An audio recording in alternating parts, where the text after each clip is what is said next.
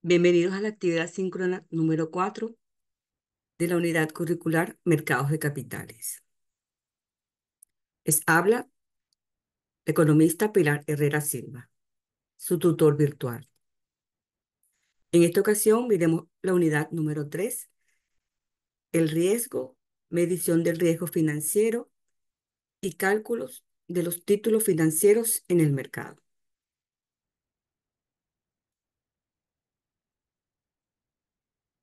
La competencia específica será que evaluar los riesgos y cálculos de los títulos financieros para su compra y venta en los mercados financieros.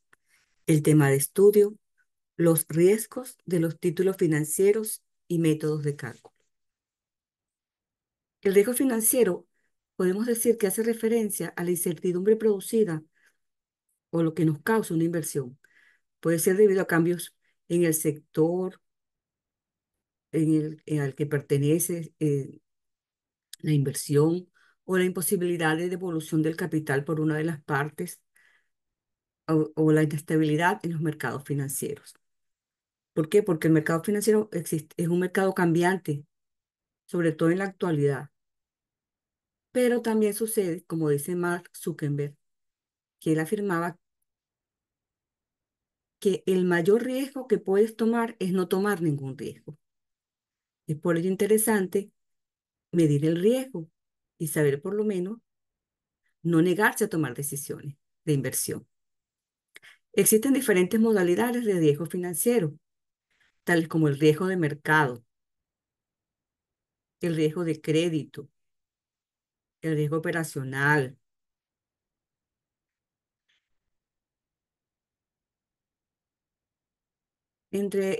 Podemos decir que el riesgo de mercado surge como cuando la fluctuación del mercado financiero produce pérdidas en el valor y la posición de un activo de una empresa. Puede deberse por subidas o bajadas de las tasas de interés, también cambio en las acciones o bonos, en, en inversiones que impliquen un cambio en el valor bien sea de las acciones o de esos bonos, o perdón, un cambio en la divisa, ya que estas sufren inestabilidad o depreciación.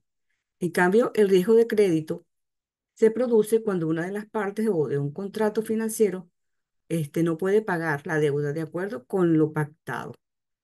Este impago, o mejor dicho, ese retraso también puede derivarse de pérdida de intereses, disminución del flujo de caja, también gastos en el proceso del recobro, entre otros. También hablamos del riesgo, conversé del riesgo de operacional. Este se produce cuando hay pérdida financiera, bien sea por las acciones o procedimientos o medidas que interfieren en las operaciones de esa empresa, bien sea porque existe un mal manejo de esa gestión, la falta de controles internos dentro de esa compañía, o bien sea que no estén bien capacitados los trabajadores para asumirlo o llevar las riendas de esa empresa. También los fallos tecnológicos o errores humanos que afectan a la misma organización, se puede decir. Este, Aquí podemos ver que existen otro tipo de riesgos. También tenemos el riesgo legal, el riesgo de inflación, los políticos, los de liquidez. Podemos decir que, por ejemplo, los de liquidez se producen cuando la sociedad o la empresa, aún teniendo activos, no tienen suficiente flujo de efectivo, pues por supuesto para pagar sus deudas en el corto plazo. Por ejemplo, cuando entra en un periodo de pérdidas continuadas en ese corto plazo, evidencia de su cartera, hasta el punto de no pagar ni siquiera a veces a sus trabajadores. Existen riesgos políticos por la inestabilidad política, bien sea de un país, de una región, y afecta, por supuesto, los intereses económicos de las empresas. Cuando hablemos de riesgo de inflación, generalmente está vinculado a esa incertidumbre de cómo va a afectar los índices de precios sobre las tasas de rendimiento real de una inversión. Es decir, el riesgo para el inversor viene dado por una variación del poder adquisitivo. ¿Cómo influye los precios en el poder adquisitivo, mejor dicho? Y cómo ese poder adquisitivo o esa variación de los flujos de caja generados resultan de la diferencia entre la inflación prevista y la realmente producida. Existe también el riesgo legal. Es importante desde el punto de vista, desde el punto de la legislación de una zona, un territorio, porque si se tiene desconocimiento, no se tiene un conocimiento exacto de cómo se maneja la legislación de ese país, puede provocar pérdidas de confianza que lleven pérdidas económicas. Y también hay que estar consciente de los cambios legales que se puedan producir en el tiempo en una empresa o desde el punto de vista jurídico, para que esa empresa pueda afrontar de la mejor manera posible, o los pueda afrontar de la mejor manera posible.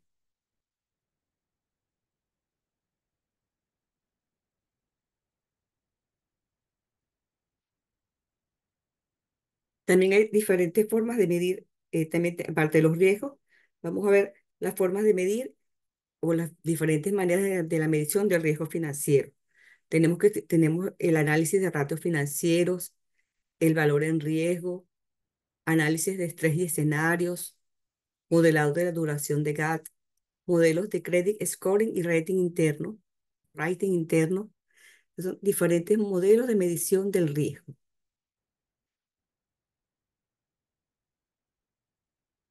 Pero también existe otro tema que es los diferentes cálculos de los títulos financieros.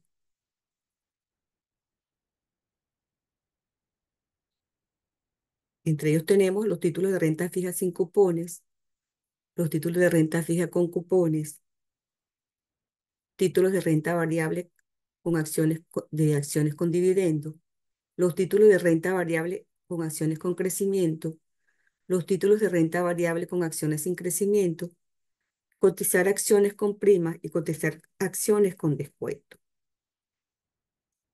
Son diferentes maneras de medir los cálculos de los títulos financieros.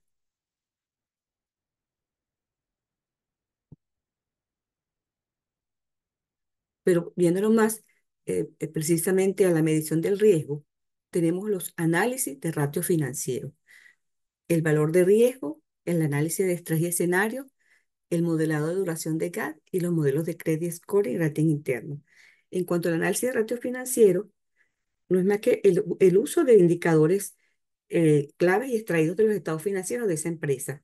Y por supuesto tenemos los ratios, entre estos tenemos los ratios de apalancamiento, de cobertura de interés, el de ratio de liquidez. Entre estos, ellos nos ayudan a evaluar la capacidad de la empresa. ¿Para qué? Para cubrir sus obligaciones, si está en capacidad de cubrir sus obligaciones financieras y de operativas.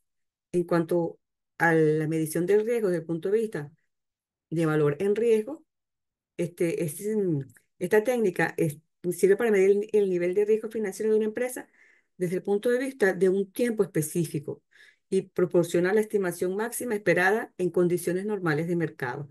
También tenemos el análisis de estrés y escenario, que no es más que simular diferentes escenarios, ¿verdad?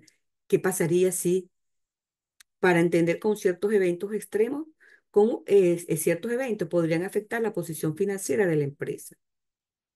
También tenemos la medición de riesgo desde el punto de vista de la duración de GAP, que no es más que, desde el punto de vista de la tasa de interés, el modelado de la duración de GAP, que compara la duración de los activos con la duración de los pasivos para evaluar la sensibilidad de los valores netos de la empresa ante los cambios de esas tasas de interés. El modelo de Credit Score y rating interno, que son modelos que utilizan datos históricos y algoritmos para evaluar la probabilidad de incumplimiento de obligaciones financieras.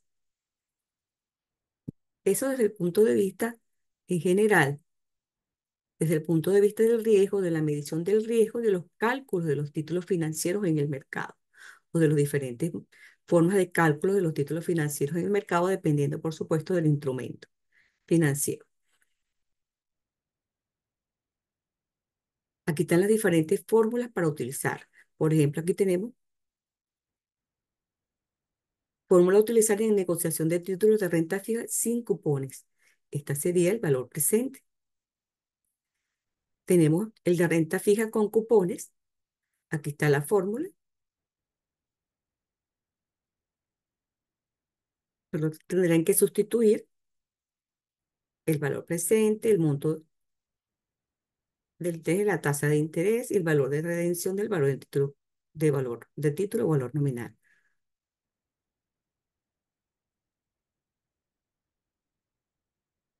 En acciones comunes, esta sería la fórmula para ubicar el precio de negociación de esa acción con dividendos que crecen con crecimiento.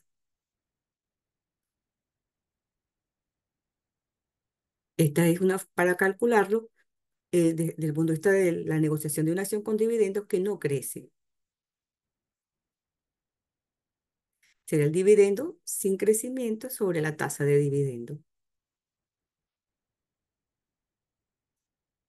Aquí están las diferentes formas que se pueden utilizar para colocar acciones en el mercado de capitales, bien sea con prima de emisión, con descuento de emisión o porcentaje de corretaje por la colocación. Esas son las diferentes formas que se utilizan en el mercado de capitales.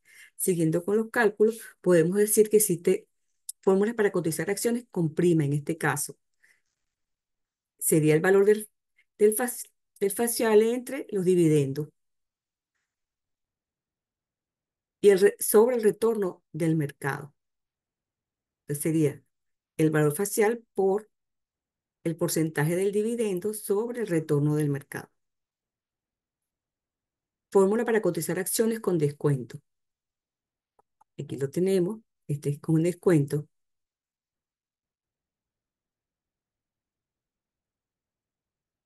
No me queda más que decirle que cualquier duda, comentario, sugerencia lo pueden hacer a través del foro de dudas y sugerencias.